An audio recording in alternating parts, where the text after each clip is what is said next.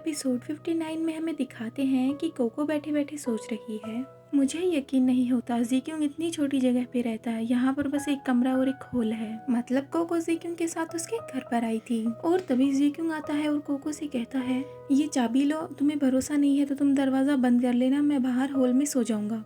और कोको ज़ीक्युंग की ये बात सुनकर सोच रही है, ये काफ़ी अच्छा इंसान है और मैं इसको डिजर्व नहीं करती हूँ।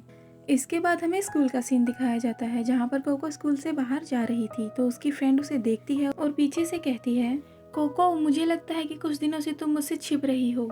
इसके बाद हमें दिखाते हैं ज़ीक्युंग और कोको कार में बैठे हुए हैं जहाँ पर ज़ीक्युंग कोको से कहता है, तुमने एग्जाम देने में काफी मेहनत की है, चलो मैं तुम्हें खाना खिलाने ले चलता हूँ। खाना काफी महंगा और अच्छा दिख रहा था तो कोको ज़ीक्युंग से कहती है, देखो मैं गलत तरीके से नहीं बोल रही हूँ, लेकिन हमें ऐसी जगह पर आने की जरूरत नहीं थी, यहाँ पर खाना काफी महंगा है। तो ज़ीक्युंग कोको से कहता है, तुमने मुझे कहा ही नहीं कि तुम्हें लग्जरी रेस्टोरेंट में नहीं जाना है। और कहता है, देखो तुम काफी कमजोर हो तो तुम खाना आराम से खा लो और तुम चाहो तो कुछ दिनों के लिए म्यू परिवार में रहने चल सकती हो, मतलब मेरे परिवार में। तो कोको कहती है, ज़ीक्युंग देखो अब ऐसा मजाक मत करो।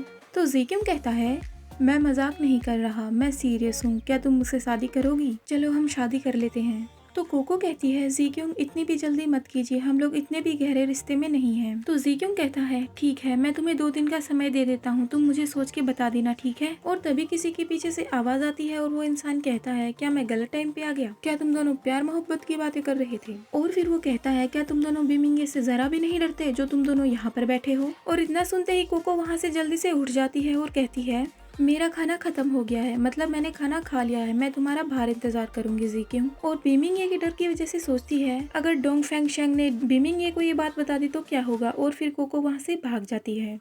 और तभी ज़ीक्युंग डोंग फेंग शेंग पे चिल्लाता है और उससे कहता है, तुमने उसे क्यों डरा दिया? तो डोंग फेंग शेंग कहता है, मैंने डरा दिया? डरा तो तुमने मुझे दिया ज़ीक्युंग। जिस लड़की को तुमने छूने की हिम्मत की है वो बीमिंग ये के साथ रहती है और मैंने देखा था कि बीमिंग ये कई लड़कियों को डीगो तक लेकर जाता है और फिर उन्हें छोड़ देता है, लेकिन तुमने देखा कि वो कोको को किस तरह से ध्यान रखता है और प्रोटेक्ट करता है। तो ज़ीक्युंग कहता है, इसीलिए मैं उसे कोको के साथ नहीं रहने देना चाहता, इससे कोको की और बीमिंग ये की दोनों की जिंदगी बर्बाद हो जाएगी। और फिर डेंग फेंग शेंग कहता है, क्या तुम उसे पसंद करते हो?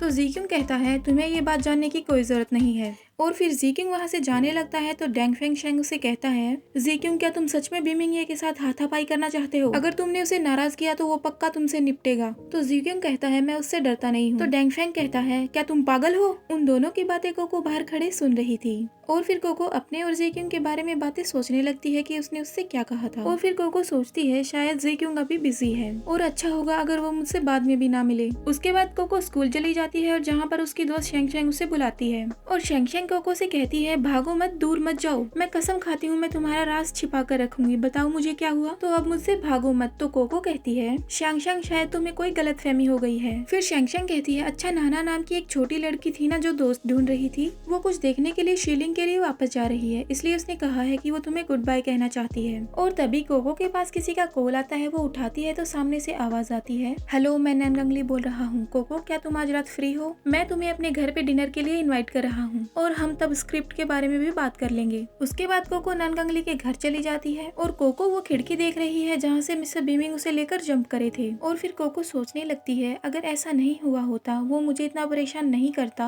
अगर हम लोग कहीं और मिले होते तो शायद मैं उसे पसंद करने लगती, लेकिन वो आदमी बहुत ही बेकार और डरावना है। और फिर कोको घर के अंदर चली जाती है जहाँ पर नाना उसे देखकर काफी खुश होती है और नाना भागकर कोको के पास जाती है और कहती है, आप यहाँ पर कैसे आए? मुझे आपकी बहुत याद आई। फिर कोको सोचने लगती है, शायद मुझे नाना ने नहीं ननगंगली ने ही बुलाया है यहाँ पर। और तभी पीछे से आवाज आती है, मैंने आपके लिए काफी गिफ्ट्स खरीदे हैं, आइए मैं आपको ये सब दिखा देता हूँ। मैं जो आपके लिए ड्रेस लेकर आया हूँ आप इन्हें पहन कर देखिए। तो कोको नाना के रूम में ड्रेस पहनकर देखने लगती है तो तभी उसके दिमाग में आता है, मेरे साथ यहाँ पर काफी गलत हुआ है, मैं यहाँ पर आने के बाद वही सब सोच रही हूँ बस। और तभी एकदम से दरवाजा खुलता है और ननगंगली अंदर आता है और कहता है, नाना सुनो।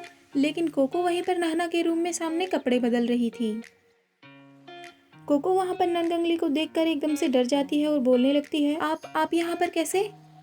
और ये एपिसोड यहीं पर खत्म होता है। Hope you like this video. Bye bye.